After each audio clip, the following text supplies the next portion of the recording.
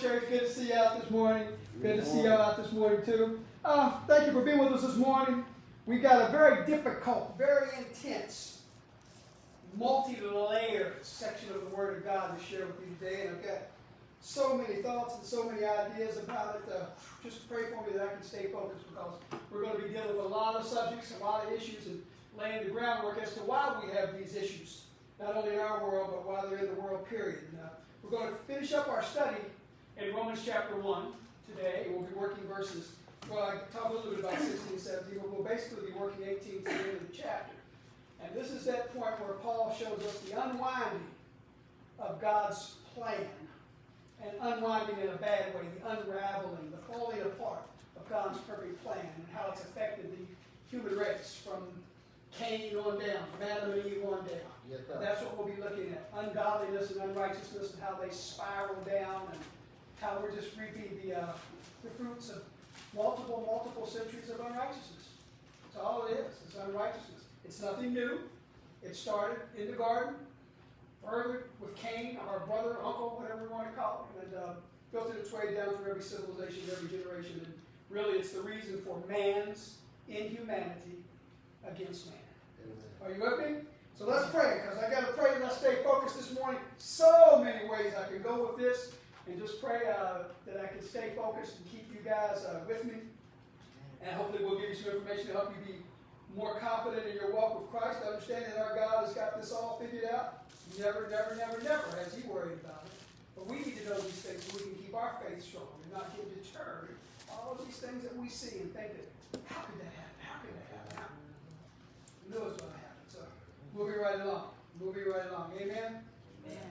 Lord Jesus, we just thank you and praise you for the opportunity to gather together with the people of God and lift up your name. And our goal, Father God, is to make us all stronger in Christ Jesus. And we pray that if there are any among us that don't know you, that they'll surrender their lives to you and be saved. So, Father, work with me as I work through your word. Let the words of my mouth and the meditations of my heart be acceptable in your sight. Because you are my only strength, and you are our only Redeemer. And you're the only Redeemer for this world, Father God. Help us to understand that as saved folk, everybody ain't going to get saved.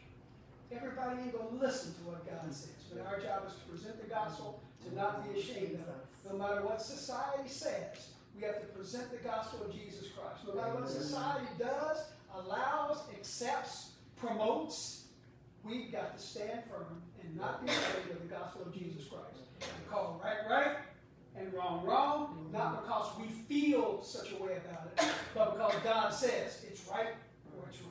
Amen. Help us, Lord. In Jesus' name we ask. Amen. Amen. And that's what you got to remember as we go through all this. It's not personal opinion. It's what does God say is right, and what does God say is wrong. So we look with me back in Romans chapter 1, and we'll start out in verse 16, because that's where we ended last week. I'm not really going to read it, but we all know it. Paul says he's not ashamed of the gospel of Jesus Christ. And that we talked a little bit about that last week, by the way, why he would say that.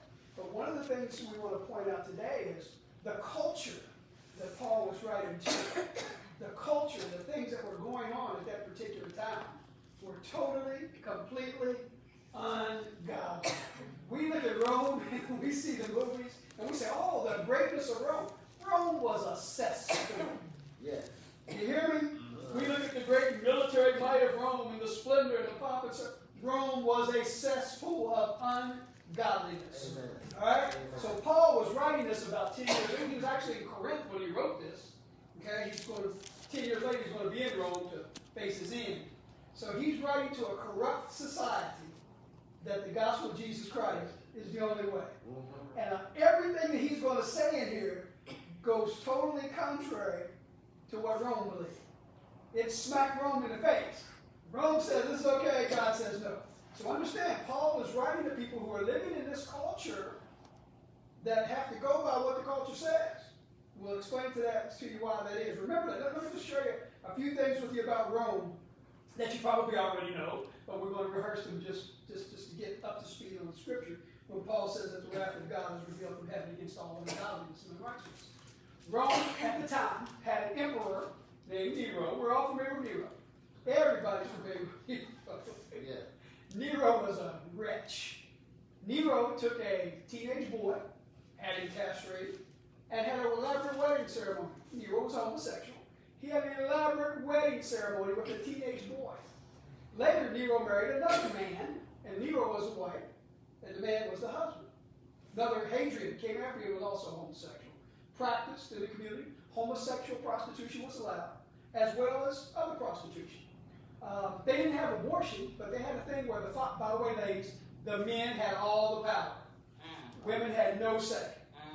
A child born, the father could say, keep the child or set it out, is what they call it. And when they said set it out, that means set it out to the elements to die, or someone could come along and take that child out. Now, female children were set out at 5 times greater rate than male children. Got any idea why? To keep the fuel of the prostitution empire. Because men were expected, husbands had a wife, they had concubines, and of course they were expected to visit the temple and engage in prostitution because that brought money into the temple. Yeah. It was part of their society. And women, by the way, even if a woman's husband died and she was left property, a male relative had to manage the property. I know the ladies are getting twisted up. That's the way it was. Don't let anybody tell you that this book puts women down. When Paul came along later on and wrote to, the book that he wrote to Corinthians, he said, look, I want each woman to have her own husband, each man to have his own wife. Yeah. He's going back to the foundation that God said. Amen. God says back in the book of Genesis, will you give me Genesis chapter 1, Miss Lowry, 1 verse 27. This is what God says, 1:27. Male and female, okay? God made male and female. All right, 5:2, please. Genesis 5:2. Male and female. And he said, I made a male and female, called them humans, and he said the purpose is that a man will leave his father and mother, cleave to his wife, they'll become one flesh. Okay? A man will leave his father and mother. Jesus repeats it in Matthew 19:4. Matthew 19:4. This was the purpose. This is God's ordained purpose from the beginning, for there to be male and female. God made male and female. The next verse says, well, you don't have to go to the next verse. We see the point. But it's about marriage, right? Therefore, man shall leave his father and mother, cleave to his wife, and they shall be one flesh. Malachi, the passage I gave you in Malachi. And I'm setting all of this up just to get to a point. I'll say some more things about Rome, but I want to make this point first. Malachi tells us that the purpose that he made them male and female was that they might make a godly seed. Okay? So this is the first foundation, first principles that God established, right? Male, female. All right. Male, female. Purpose to produce children. Lord, make you one for your wife, body and spirit, and why? Godly children is what he wanted from you. Okay? That's the purpose. That's what God said. So we're always criticized in the church for being critical of homosexuality, but the point is, God says, I didn't do it that way. You're going against the first rule that God put down. Male, female, to produce life. Yes. Any other type of sex is not God's will. Now, I always get the question, didn't God allow them to have multiple wives? No, God didn't tell them to have multiple. They chose it. Right. You always have to keep these things in mind. Yeah. Men dominated, men did all the work, had all the power. So naturally, hey, Gary, me and you going to start a religion. Guess what, man? You know, we're going to have all the women we want. And all the men going to say, we make the money, we got the power. This was man's domination that God never intended man to dominate woman that way. Amen. Man, God never intended. Paul says, I want you to, look, husbands, you need to love your wife as Christ loved the church. Right? That's right. And I know we always say, well, the Bible says women submit. If you're submitting to a man that loves God, women, you ain't got nothing to worry about. Amen. The Bible elevates women compared to what Rome thought of women. Okay? So that was just a little bit about Rome and its emperors, but also we take about the Roman military machine. Oh, I'll get to slaves in a minute. The Roman military machine. Rome, you know, would go knock on the door of a country, say, hey, Frank, you got some stuff we'd like to have. Now, I'm going to offer you this contract, Frank. You accept my terms, which are always going to be heavily in favor of Rome, or you got another option, and you ain't going to like the second. Yeah. Right? My military will be knocking on your door, and you can either share with me what I want, or I'll take it. It's the way Rome dominated. Rome went to we call it France, they call it Gaul. They killed 1 million people, and most of them were women and children. They had no sense of compassion. They were brutal. And by the way that the commanders of the Roman Empire got promoted, body count. Yeah. Body count. The more people you kill in battle, the higher you get promoted up. See, in their society, 1/3 of the population were slaves. Okay? 2/3 that were free, but only about 1/3 of those were Roman citizens. You remember the example in Acts 22, Paul says he was getting arrested, and this Roman guard said, "Aren't you that Egyptian?" Paul says, "No, I'm a Roman citizen." Because, you have rights. And the soldier said, "Look, I paid a lot of money to get my Roman citizenship." And Paul said, "I was born free." So citizenship meant something. So free people, not all of them were Roman citizens. They had to buy their Roman citizenship. Slaves could buy their freedom. Free people had to buy Roman citizenship. You with me there? I know you say, "This is not church, this is history." But you need to know these things. But actually, of the free people, only about 10% of the people controlled everything. The government, the politicians, the rich. The rich were so separated from the rest of the folk that the average rich person had an income of 20 to 30 times more than most of the rest of the people. Can I remind you of some other countries we're pretty familiar with? Yeah. So that means if an average person made 50 grand, the rich were making $1 million, $1.5 million a year. Great distance between the 10% of the ruling class. By the way, you got to be in the ruling class and move into government positions by buying. Only rich people could get into politics.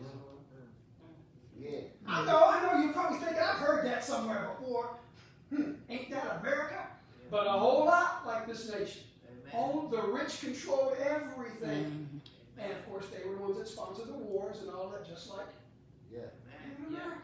A wonderful picture of man being ungodly to man wanting to dominate other men.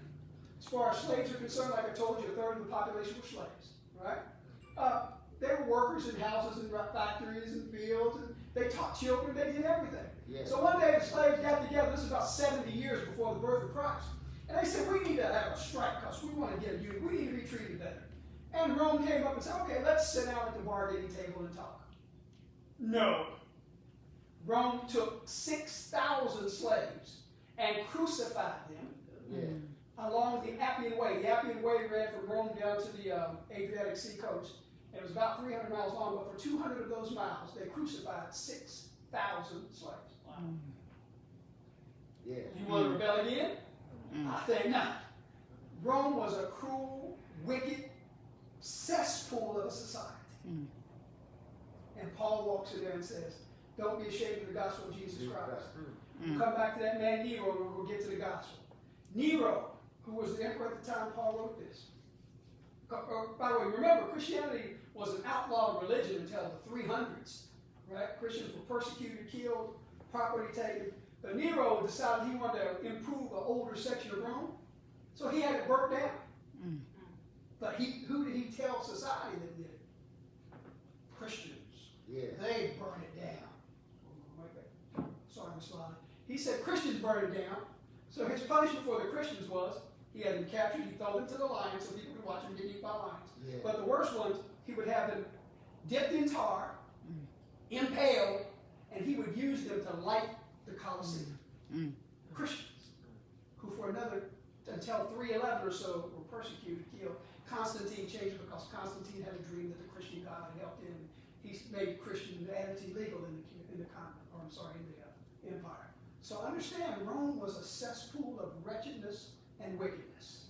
Yeah. To the scripture. Paul writes this letter to those folks. He says in verse 18, I want to explain something to you. The gospel is the only answer. We told you last week that the gospel's got to be active, it's got to be attractive, and it's got to be advancing. But it's also under attack. And here in verse 18, Paul says, look, the wrath of God is revealed from heaven against all ungodliness and unrighteousness of men who suppress the truth in unrighteousness. What is he talking about? What is ungodliness? Anything that ain't like God. What's the only way you give me out of Genesis chapter 4? Genesis chapter 4. Anything that's not like God is ungodliness. Any and everything.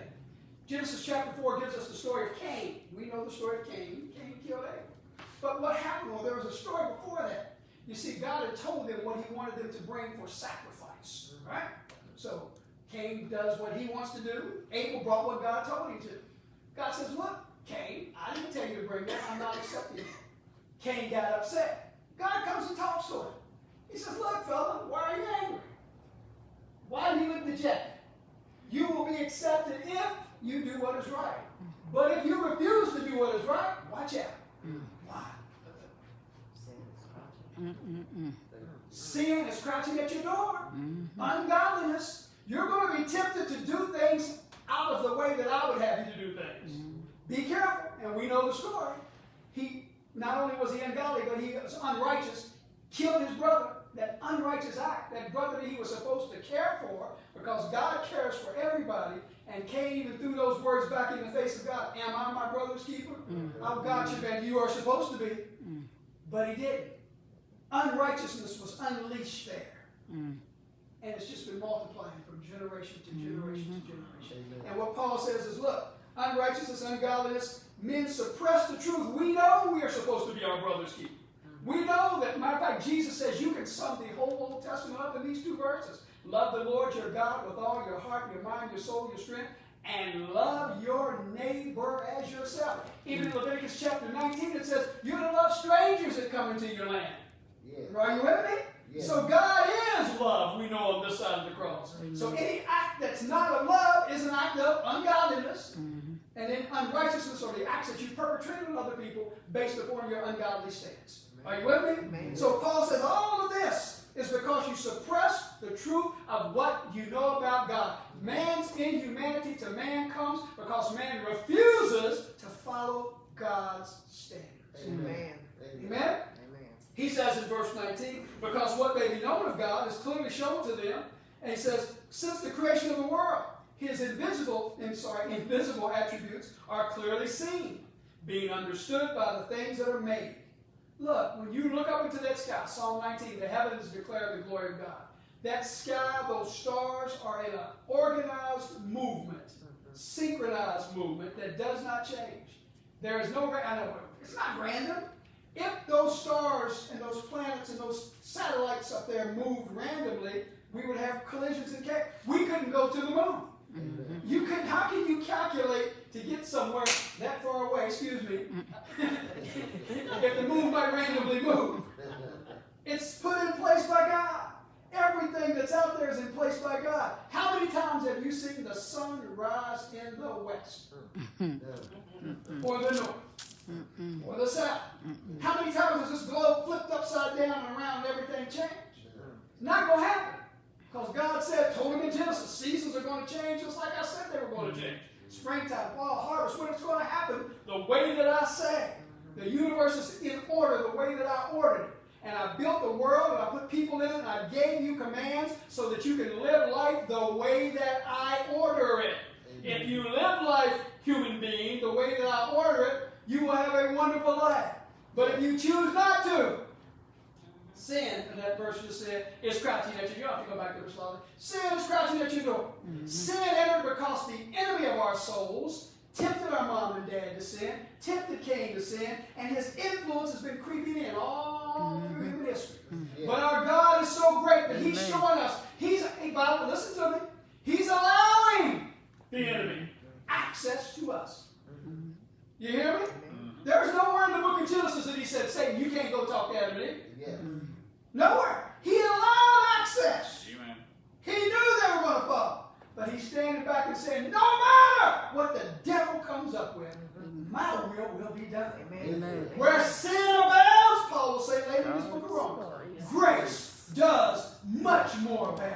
And God in Christ Jesus, God knowing that all of those sins were going to be committed in ungodliness by ungodly people practicing unrighteousness, he sent his son to die for each and every one, so that all who believe in him and will line up and follow and do things his way can be free, delivered, cleared from those sins, and used by him to bring a godly standard into the world in which we live in our days and times. Are you with me? So that's what God is saying. Look, if you simply follow me, you'll be okay. He says his eternal power and his divinity, his God nature, so that they're without excuse. Nobody has an excuse to say that there is no God. All right. But look with me. Verse 21. Because although they knew God, they decided not to glorify. Look, here's the facts. God is here. But man gets futility. Because they knew God, they did not glorify him as God, nor were they thankful, but became futile in their thoughts, and their foolish hearts were darkened. Some preacher said it years ago, God made man in his own image, and ever since then, man has been trying to make gods in man's own image. And that's exactly what we do. We don't want to follow the standard of God because we want our way, we want to do what we want want to do, when we want to do it, regardless as to who it hurts, as long as we get our satisfaction. All right. And this is what Paul is pointing out, the de-evolution of man. We'll maybe talk about Darwin in a little bit, because Darwin had it all backwards. Darwin said we're evolving.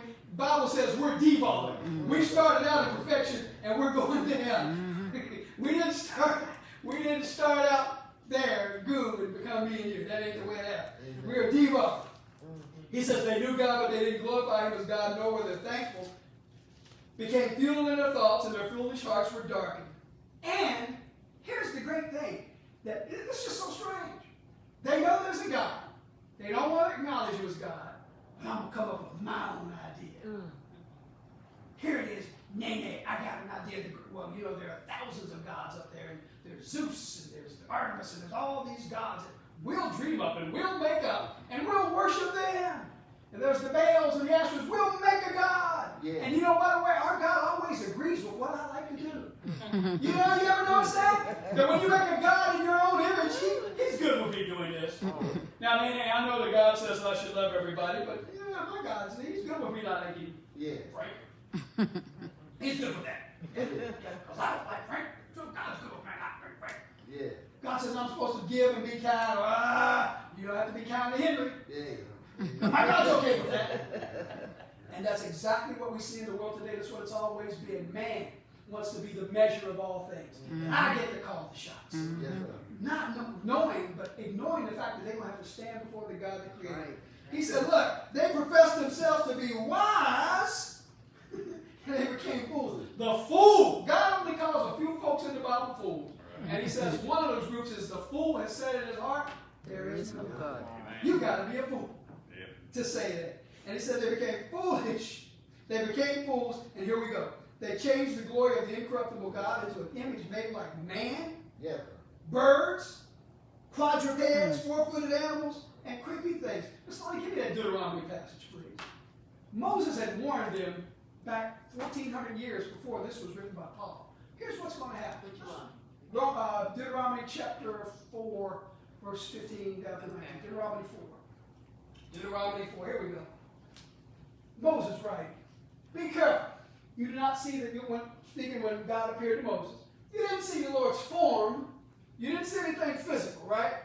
When God came. On the day that He spoke to you out of the heart of the fire on Mount Sinai, Mount Horeb, some of your translations say. Do not corrupt yourselves. Listen to me. He didn't say do not corrupt God. You with me? Do not corrupt yourselves. You with me?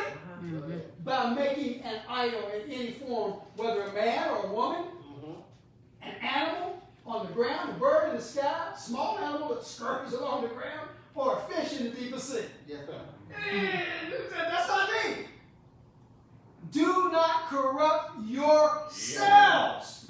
You can't corrupt God. Listen to me. You can't corrupt God. God can't be corrupted. But what He's telling us, when we get the wrong view of who He is, we're the ones that are going to be corrupted. Don't corrupt yourselves. But that's exactly what man did. And I want to talk a little bit about Darwin. I'm trying not to go too deep in that this morning, Miss Lolly, because this is many years later that Darwin came along. But we're living in the shadow of Darwin. Not in the shadow. We're living in the strong arm of Darwin in our day. Darwin came along in the 1800s. Doc, you're a big studier. Tell me the name of Darwin's book. Don't put it up there yet. Tell me the name of Darwin's book. Frank? Theory of Evolution. But what's the name of the book? Henry?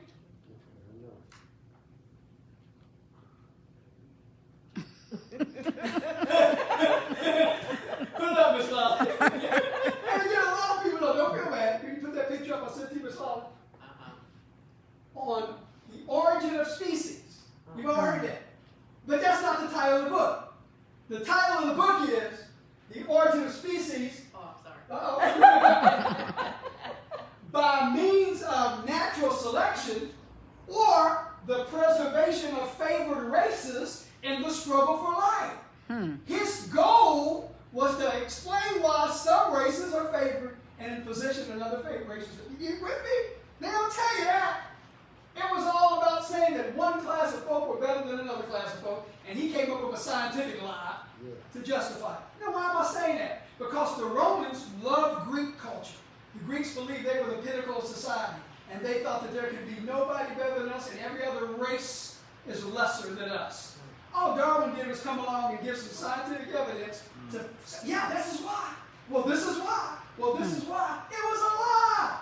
And we still live with that lie today. And what's going on in our society today, when you see white folks think they're better than black folk, and black folk think they're better than red folk, and red folk think they're better than brown folk, is a lie from the devil. Amen. Pure and simple. God is no respecter of persons.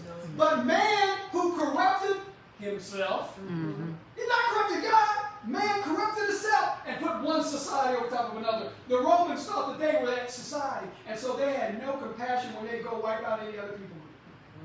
You with me?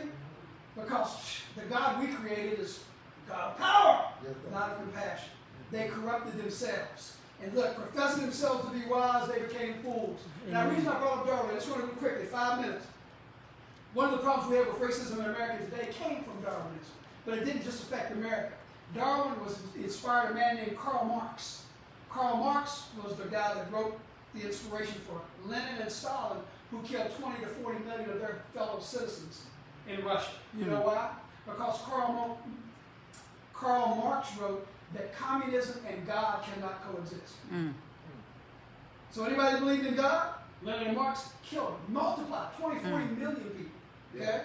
Now we all know Adolf Hitler, we all know Hitler's story, but there's others that you don't know about that came up today. In Turkey, in the late 1800s, about 1878, 1888, the Muslims killed 3 or 4 million Christians based on the same thing, that we're superior. Our religion is superior to their religion, so we'll kill them. Okay? Adolf Hitler came along 50 years later, and someone said, don't you remember that what happened to the Christians in Turkey? And Hitler commented, nobody even remembers that. So he went on to wipe out Jews and gypsies and anybody that wasn't like him, based upon the fact that the stronger, present favored races, the stronger races are favored by their God. You know, you say, is that all? No, there may be more. Pol Pot in Vietnam, Cambodia, killed 6, 7, 8 million of his own people because they wouldn't condescend to accept his communism. Mao Zedong killed 20, 30 million, right? We know about the transatlantic slave trade, multiple millions. We know about the American slave trade, but we talked last week about the slave trade that the Arab slave trade was carried out on the Indian Ocean side of Africa that transported 20, 30 million Africans away out of Africa and into Indian places like that. Same thing on the East Coast.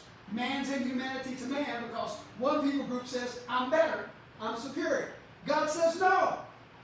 We've corrupted ourselves. God does not favor any of these things. You say, well, God allowed slavery. Yes, he does. And God allows you and me to sin any kind of way we want to, too. And he doesn't strike us down for it. Right? So don't be blaming God. Why did God allow it? Why did God allow it? Why did God allow it? So God is sitting back saying, look, get right, repent, Amen. Turn away from these evils that you did. Right? Amen. Don't blame God. Say, where was God? Where was God? Where are you? Where are you as an individual? But all of these things, and just quickly, there was a man out of King Leopold of Belgium, you heard me talk about, that went into the Congo and killed about 20 million Africans in the Congo just so he could dominate and take their material. So man's inhumanity to man, the genocide we committed on the Native Americans, genocide we saw in Bosnia-Herzegovina, all of Yugoslavia, we used to call it, all of these things that we see are not God allowing, they're man, in man's power, in man's strength, inhumane to other men. Please understand. Okay? All right. So everything is evil that's not of God. Not just, I know everybody thought they thought just going to talk about homosexuality. No, I'm talking about all evil. And my sin, adultery. Yes, sir. Fornication. Lying, we'll see, backbiting. Sin is sin is sin. Amen. Right? We categorize it. God doesn't. So, verse 24. Therefore, God gave them up. Oh, what a sad sentence. God gave them up because they refused to acknowledge God. God said, I'm going to let you think about this. Yes, sir. Here's a picture. You're walking down Saunders Street or whatever street. There's a man up there with a machine gun cutting people down as they walk down the street. Right? He's cutting people down and you see it. You escape. When I come down the street, I see Dorothy come down. Hey, Dorothy, how you doing? Where you going? I'm going down Saunders Street. Okay, see you. Shouldn't I say, hey, Dorothy, you probably don't want to go that way because this man up there killing people. That's not that. Dorothy's got her own will. She regrown this. You gotta work. You gotta work, go. Amen. So it seems that God, warning. Paul says it this way. After so long, people's consciences get seared as with a hot iron. God's pricks on their heart. That's wrong. You and I know how it goes. Let's not lie. You know, when we first commit a sin, it's you feel like, but after the next time, and the next time, and the next time, it's easier. Yep. Because God didn't give me the first time. Yep. Okay, I'm okay. He didn't give me that time. And then after a while, we give no thought to God about the sins that we commit. We just, our conscience is pricked. Yep. Seared over. Not pricked. Seared over with a hot iron. And this is what mankind does. And God just lets you go, okay, you don't want me? I'm going to let you go and you're going to reap the fruit of your decision. He says he gave them over to uncleanness and the lust of their hearts, dishonoring their bodies among themselves, and they exchanged the truth of God, which says all persons are valuable, all persons are good, and follow God's standard, and they exchanged it for a lie, and decided to worship and serve themselves, the creature, rather than the Creator who is blessed forever. Oh my God. Help us, Lord. That is us. That is exactly us. And in the context, I wanted to share this, and we're going to be talking mostly about the sexual aspect. But look, we talked a little bit earlier about how women were devalued in the Roman, as a matter of fact, devalued in most all cultures. Remember, Daniel prophesied there'd be the Medes, the Persians, the Greeks, and then the Romans. Rome would be the last great empire, and all the other empires are toes of Rome, so to speak. Women had no value. Okay? I want to show you this. Go give me Romans 1 Corinthians 7. Please understand this, because we're talking about sex, sexuality, and what God says about sex and sexuality. Not just homosexuality, but male and female sexuality. And most folks, I'm surprised that most people don't know these passages are even in the Bible. You see, God elevated women by saying, one wife, you should have one husband, woman, you should have one wife, man, you should have one wife, woman, you should have one husband. Paul says, regarding the question you asked in your letter, it is good to live a celibate life, but because there is so much sexual immorality. Remember, God says one man, one woman for life. Each man should have his own wife. And the Romans would agree with that. Okay, yeah. But this is the part they have a problem. Each woman should have her own husband. I'm sorry, they would agree with that. But the husband could have multiple wives. The husband should fulfill his wife's sexual needs, and the wife should fulfill her husband's needs. The wife gives authority over her body to her husband. Now, men would stop it right there. Okay, we don't need to read no further. There's more. And the husband gives authority over his body to his wife. Next one, Miss Lyle. Do not deprive each other of sexual relations unless you both agree to refrain from sexual intimacy for a limited time so you can give yourselves more completely to prayer. Afterward, you should come together again so that Satan won't be able to tempt you because of your lack of self-control. I'm saying this is not a command, it's a concession. I'm telling you what's going to happen. If you don't have the marital sexual relationship right, expect anything. Adultery, yes, even homosexuality. You see, God designed sex, as we talked about in Genesis chapter 1, male, female, to produce godly offspring, as Malachi said. But some decided they just wanted the pleasure of sex and not the responsibility that came with wife and children. And so, okay, we just want the pleasure. We just want the pleasure. We don't want the responsibility, because there is a responsibility. You know, you got that first institution, family. And by the way, the definition of a family is a man and woman raising children. I'm sorry. Not sorry. This is what God says. It's a man and a woman raising children. That's family. It's what God says a family is. Okay? The man says, nah, like Rome. Rome says, nah, you can have family any kind of way you want to. God says, no. If you'll do it my way, you'll be blessed. Any other way, I'm not going to bless it. That's why we see, 75% of the children born have no dad. And we wonder why society is so crazy. Because we don't want to do it God's way. Amen. Incarcerations. In prison. Was it 90% of the men in prison have no dads? No fathers. The family unit has been destroyed. Sad, because we wouldn't do it God's way. And God's letting us, He gave us over. He said, look, here's what I said. Here's what family. Husband, wife, sex is important. Yes. It's not the be-all, end-all. Right? It's not the be-all, end-all, but we made it the be-all, end-all.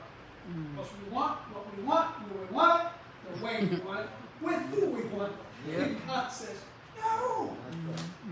I know society says it's okay. Hollywood says it's okay. The TV says it's okay. Hollywood and TV say homosexuality is fine. And I've got to say this. I'm going to say it. There's a movement out there now called Black Lives Matter. Okay, they do matter. Go to their website and read what they believe. This is a movement that has been hijacked by the homosexual movement. The lady describes herself as, I'm just repeating what she says, it's queer, and she's out to promote transgender rights and transgender black people. Read it. I told them on the Wednesday night that people are, I didn't know that was on there. Folks, that's why you got to research stuff. Amen. Yes, Black Lives Matter, absolutely. But don't get hooked up with that movement that calls itself Black Lives Matter. Read what they say. And they promote an ungodly agenda, a homosexual agenda. Yes. No, we do not hate homosexuals. I'll stress it again. I didn't give this to all of these passages, but read 1 Corinthians 6. 1 Corinthians 6 verses 9. God does not approve of those things, but a whole lot of us came out of stuff that, all of us came out of stuff that God didn't approve of before we got saved. Yeah. Understand that. We are not picking on homosexuals. We are saying that God says it's one man, one woman for life. That's what he says, to raise godly children. It's not, I don't care how Rome defined it. I don't care how America defines it. God gave us the definition. Amen. Jesus put his stamp on it in Matthew 19:4. And I hear that all the time. Jesus didn't say anything about marriage being between a man and a woman. Yes, he did. Yeah. Matthew 19:4. A man will leave, made the male and female, he said first, and a man will leave his father and mother and cleave unto his wife. That's what it is. Now, you don't have to like it, but this is what God says. And matter of fact, most of the world doesn't like it. The Roman world didn't like it. The American world doesn't like it. But we're not concerned about whether you like it or not, because God says you better get right with me, because one day you're going to have to get it again. Amen. And all we're doing is warning you. Thus saith the Lord. And whose report are you going to believe? You going to live your life doing your own thing? Or are you going to surrender to the grace of God? Because you can do your own thing your own way all your whole life. But when you do that for the last time, you're going to stand before God who said, this is what I desire for you. And you didn't do it. All right. We're not mean. We're not mad. We're not fussing. We're just telling you the truth of the Word of God. Amen. Look, they worship the Creator, the created themselves more than the Creator, who is blessed forever. Therefore, God gave them up. He says, for even women exchange the natural use for what? I'm sorry, let me slow down. For this reason, God gave them up to vile passions. For even their women exchange the natural use for what is against nature. Likewise, men, leaving the natural use of the woman, burned in their lust for one another.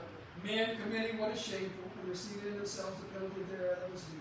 And even as they did not like to retain,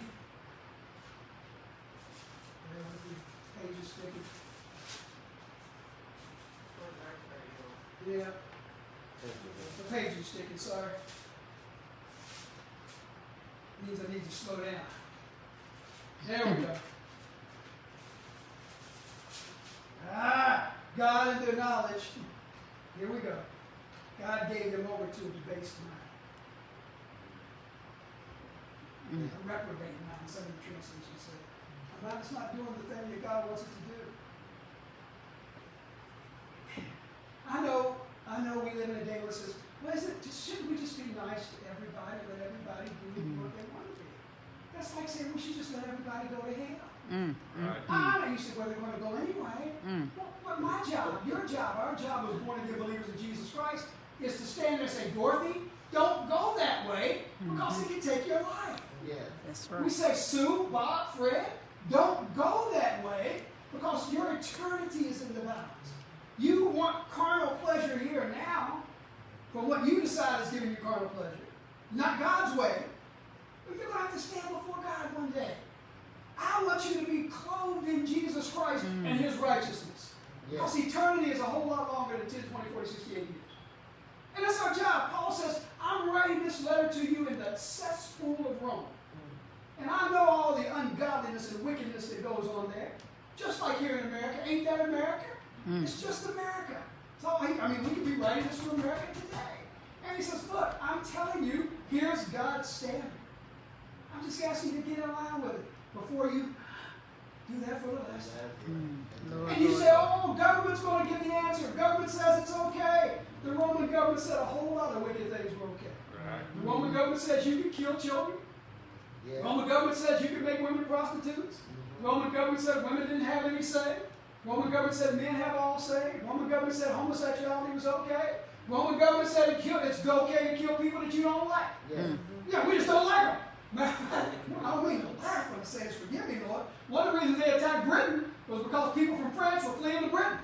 So they said, we're going to go get them too. We don't like them. So we can kill them. This is history. And it's all because we decided not to follow God's standards. We're not corrupting God.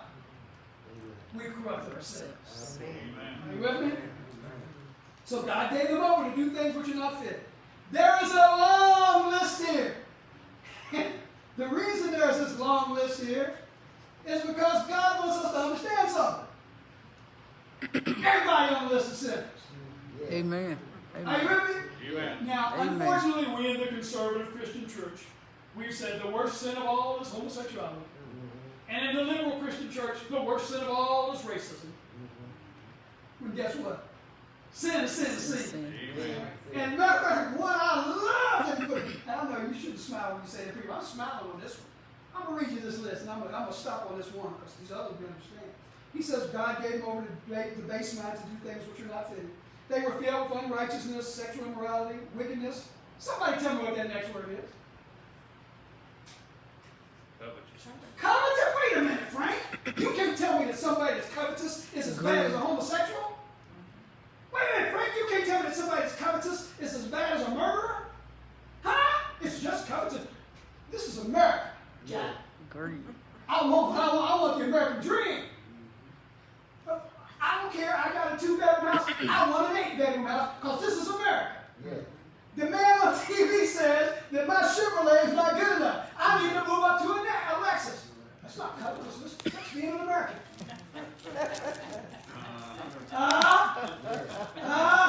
Look. Ms. Lolly, do you use Tide? Well, you need to switch the game because it's better. You need to pay more and get the better this because you're an American. Right? How much money you got in the bank? You need more because you're an American. Your job pays you this amount, you need more. Why? Because you're an American.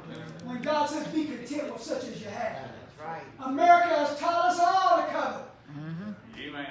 Yes. Madison Avenue. Yes. They can sell sand to a man living in the desert. Yeah. Tulips and the chicken in the sea. That's what America does. Right? You need better. You need more. But no, covetousness is not bad. It's Americanism. It's consumerism. We'll change the name.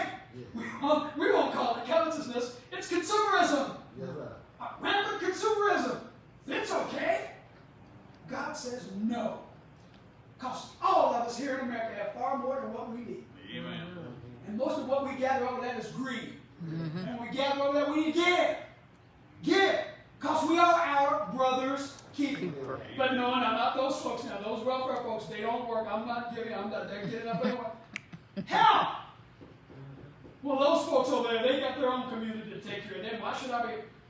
Just help. Amen. Who is my brother? Everybody is your brother. Why do you say that, preacher? Because God says so, Acts 17:26. Because I made everybody from one blood. So everybody is your brother. Everybody is your sister. And we need to help. And not try to accumulate for ourselves. Because God says covetousness, maliciousness, envy. Envy. Now, Doc, I don't envy them other preachers with their big churches with 600, 700 people. We got no time to get there yet. Yeah. I don't envy. Yeah. We all do. But it's a sin, or it's acceptable sin. It's just envy. It's just envy. It's not murder.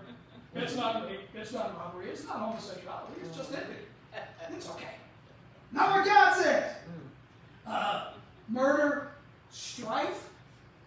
How many churches out there, Lord Jesus, I'm going to throw tomatoes to be Lord. So many of our churches are so full of strife. Our churches. Strife. God says that's just as bad as murder. Yeah. Okay.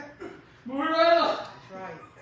Strife, deceit, evil-mindedness, All right. whisperers, backbiters, haters of God. Well, they wouldn't say that. They'd be lined up in churches. But when you don't do things God's way, you're hating God. You're corrupting yourself. You're not corrupting God. You're corrupting yourself. Violent. Look at our streets today. Yes, Lord. Look at our history of violence against people. Violence we committed against the Native Americans. Violence committed against African Americans. Violence still being committed against people. Violence African Americans committed against other Africans. Look, let me say this again. White on black crime is terrible. Black on black crime is terrible. Yes, sir. White on white crime is terrible. Yes. Crime is crime. How about punishing crime? Amen. What an idea. Punish crime. Oh, it's terrible if this guy does. It's crime. And I know because of our history as African Americans, it galls us when it's perpetrated on us by white Americans, but it should gall us when it's perpetrated by anybody. Amen. Crime is crime and sin is sin. Amen. Don't just try to get that part of the game fixed. Fix the whole thing. Amen. And God, who is no respecter of persons, wants us all to be fixed, to be healed, to recognize our oneness as the children of God. And we can only be children of God through Christ Jesus.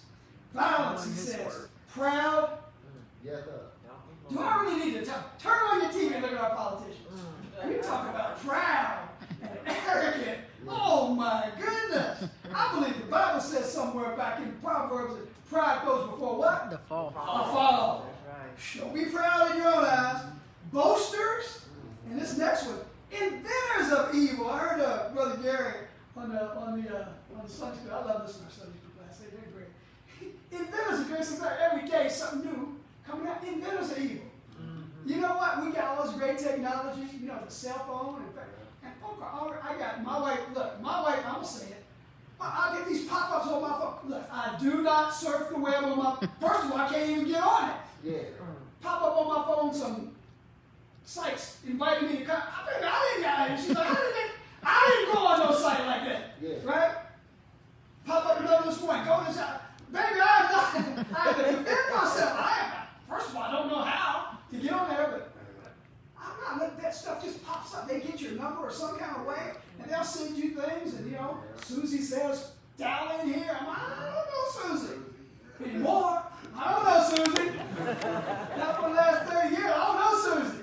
Right? But all this stuff pops up. They invent ways to do evil. We were, what was it? We were looking for something online, and we were looking at something else, and here it popped up. We were searching for bicycles. And all of a sudden it came up with scantily clad women and all that. We were looking for bicycles. Are you with me? Inventors of evil. They're going to take advantage of everything. And again, I point you back to the Black Lives Matter website. It's not about black lives. It's about a homosexual agenda. Please read that. Please read that. They were shocked Wednesday night Bible study. I read it for them. Dorothy, you were there when I read it for them. This is what their agenda is. It ain't got nothing to do with black people. It's got to do with the homosexual, transsexual, transgender. It's got to do with, look, Black Lives Matter. But don't you dare get caught up on that website. The people read stuff, research stuff. Don't just sign your name on stuff without researching what you're signing up for. That's just like going out in the street and saying God wants us to tear down stuff and burn stuff. No, he doesn't. Yes, we've been wrong. Yes, we've been wrong as a people. But the answer is not go out and burn stuff and tear stuff down. The answer is to look up to God and say, our people have suffered for centuries. Lord, bring justice. Lord, we're going to serve you. And not only black people, but white people, but Polish, but Italian, but every ethnicity needs to look up to the God that created us because our ethnicities are sacred. Who we are ethnically is who God wanted us to be. Who we are, male and female, is sacred because God made us who he wanted us to be. He didn't tell, well, Henry, you should have been Susie. Dorothy, you should have been Bob. Frank, you should have been Tina. No! He made us with no mistake. We are who we are because God made us that way. Amen. Amen. We corrupt ourselves. This is Part not of God. everybody. We corrupt. Beware lest you corrupt yourselves. And we're living in a day when corrupted self is promoted and even glorified. Let me read quickly and finish this up. He says, just look at society now. Inventors of evil, disobedient to parents, undiscerning, untrustworthy, unloving, unforgiving, unmerciful. Know that the righteous judgment of God is for those that practice such things and are deserving of death. Not only do they do the same, but approve of those. Well, you can't tell them that they can't live that way. Yes, sir. It's cruel.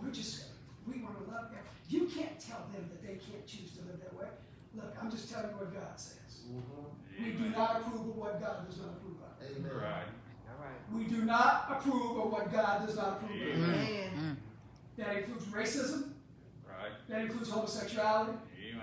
That includes alcoholism. Yeah. That includes drug addiction. Amen. That includes covetousness. Amen. That includes violence. Yeah. That includes greed. Yeah. Anything that's not of God, we don't approve of. Amen. Amen. Amen. And we got to make sure that we don't do things that God don't approve of. Amen. Matter of fact, yes, we do things that God doesn't approve of because God gave us 2 little verses in the book of John, 1 John. If we say we have no sin, we lie, and the truth is not in us. All right. But if we confess our sins, He's faithful and just to forgive us. Please understand this. We're not Forgive presenting us. this gospel as if we're perfect people. We got issues, Amen. but we're Amen. working on them. We're trying to be more Sinless. Christ-like. And you say, well, you're not being Christ-like if you tell people that their lifestyle is wrong. Yes, I am. If God says it's wrong, I've got to tell you it's wrong. Amen. Because when I'm doing wrong, I've got to tell myself or somebody else got to point out to me, you're doing wrong. Amen. And you're not holding up to God's standard.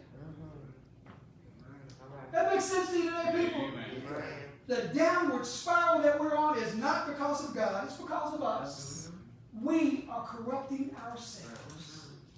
We are corrupting ourselves. Amen. And yes, God stepped back and says, okay, you're going to reap the benefits. And one day we see in the book of Revelation, he says he's pouring this cup of the dregs of all the sin that mankind has committed. And then he's going to force all mankind to drink it. Mm. You made it, now you got to drink it. Because God's going to say, look, I brought judgment. All those not in the Lamb's book of life, I'm going to pour out to you what you've earned. Because you didn't want me, now you're going to see what it tastes like Amen. to not have me. And it's a nasty mix. Mm. So our job as born-again believers in the Lord Jesus Christ is to love everybody. We love murderers. We love homosexuals. We love covetous people. We love whatever the sin category. But we got to say wrong is wrong and right is right. Amen. We love and we want you to surrender your life to the Lord Jesus Christ. Because He loves you no matter what you do. Because His Son died for every sin. Amen. And Love grace of is Jesus. greater than all our sins. But Amen. accepting grace means accepting His standard Right. and living the Mm. way that He would have us to live. Wow. I am not ashamed of the gospel, Gospel. of Christ. Amen. But it's the power of God unto salvation to all who believe. Came first to the Judeans, Hebrews, Israelites, and also now to the Greeks, representing all the rest of the world. For it is the power of God. God. And we invite you to surrender to the power of God no matter what sin you're in. No matter what, and if you're saved, we're asking you, call on God for repentance, no matter what sin you're in. Because He will not leave you, He will not abandon you, He will not forsake you. We Amen. simply lift up Jesus. He's the answer. The world does not want Him, but He's the answer. Amen. And no matter Amen. what society says, The only answer. no matter how corrupt our society is, we present Jesus Christ as the answer. Jesus. Amen? Jesus only. Enough said? Amen. Amen. Bless you, church. If you're out here today and you've never made Jesus your choice, please call on Him today and say, Lord Jesus, forgive me, deliver me, make me what you want me to be. I know, Lord God, that what you said in that book is going to come true. I can look out my door and see all these things falling into place. You're about to come back. And the question is, will you be ready when Jesus comes?